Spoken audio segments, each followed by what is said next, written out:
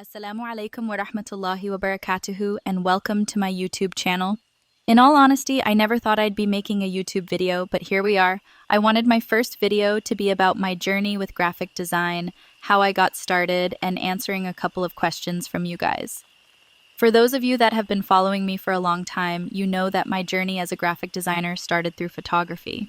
When I was 17, my father bought me my first digital camera. After practicing for a little while, I eventually decided I wanted to start a side hustle as a photographer. At the age of 17, I started my first small business. I started doing portrait shots for the kids at my school, and I charged $20 for my first photo shoot. Yes, at the time it was a lot of money to me. Eventually, I started getting better at photography and began booking weddings, events, and real estate jobs. While I loved it, I got overwhelmed and decided to take a different route. I switched gears and started doing automotive photography. I attended a lot of automotive events and took pictures of cars. I built my automotive photography career quite a bit, and surprisingly, it was a lot more successful than my previous work. I also loved it because it didn't feel overwhelming, and the hours were nice.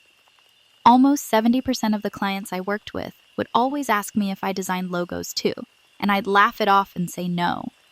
Most of them assumed that because I was in the creative field, I also did graphic design, and I couldn't blame them. They just didn't know the difference. My career in the field grew a lot, and I realized that I needed to start branding my business.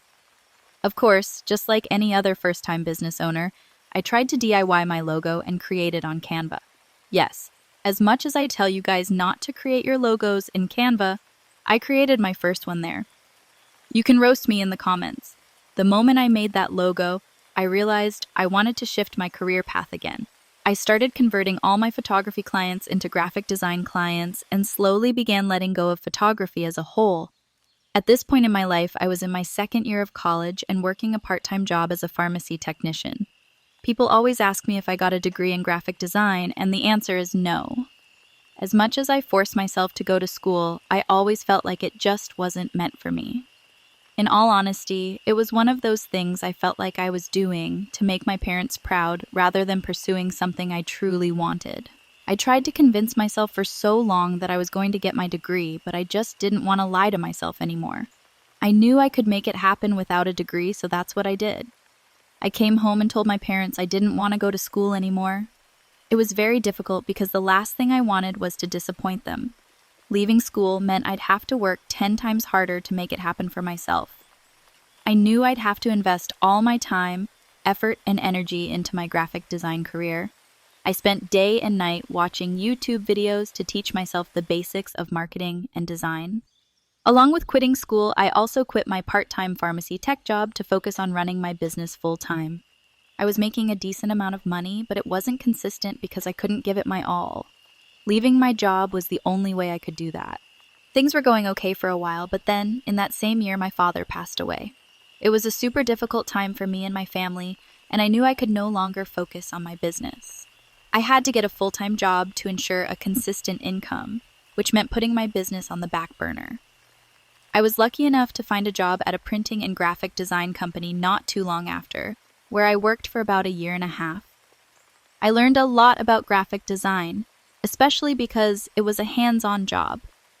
As cool as it was to learn about print design, I always thought about continuing my own business. The more I mourned my father's loss, the closer I got to Islam, and my perspective on so many things changed, from the way I dressed, to the way I talked, to the life choices I made, to the people I surrounded myself with. Throughout that year and a half, I'd work 9 to 5, then come home and work 5 to 12. It was so draining, mourning the loss of my dad, and I was in such an unhappy place. I was always tired, always cranky, and always sad because of lack of sleep. I got to a point where I started questioning myself and why I was putting myself in a position that made me so unhappy. Was it really worth it? What would be the worst thing that could happen if I just quit? What would my family think? I was so unhappy, I didn't care. I took the risk and left, and it was probably one of the scariest things I've ever done in my life. I didn't know where I was going to end up. The moment I quit, I felt a sense of relief, but also wanted to pass out. But looking back at it, I'm so proud of myself for choosing myself for once. That was the start of something amazing. This time was different because going into my full-time focus mode, I knew everything I had done wrong the first time, and I had even more knowledge than before. I started marketing myself like crazy, attending local farmers events, making connections, and working extremely hard to make my clients happy. Today, I own a successful graphic design business and have worked with hundreds of people, all because I took a risk. I received a lot of backlash from people who told me I wouldn't be able to do it. I doubted myself a lot and had many bad days, but the negatives are what taught me in the end. So don't ever let anyone tell you that you can't do it. So I started posting a lot of my work on social media and announced to my followers that I'd be taking on graphic design full-time. Even though I had been running my business for a little while, there was a lot I still had to learn, and growing on social media was one of them. As a Muslim content creator, I wasn't going to let go of my religious beliefs and morals just because I wanted to grow on social media. One of my beliefs was not showing my face on social media. I get asked all the time why I hide my face. The truth is, the internet is a scary place, and the things you post will stay there forever. I didn't want anyone having access to my pictures, my face, or my identity. As a Muslim woman, my modesty is extremely important to me. Plus, I knew I could show my personality without having to show my face. I faced a lot of challenges because not only was I covering my face, but I was also refraining from using music in my videos. I thought to myself so many times that it would be nearly impossible to grow my account without using trending music. That's when it hit me. ASMR. I knew it was going to be hard, so I started brainstorming different faceless videos I could market myself with. I tried a lot of things that failed until my first viral video of me doing an ASMR logo design. I had no idea that my page would take off as quickly as it did.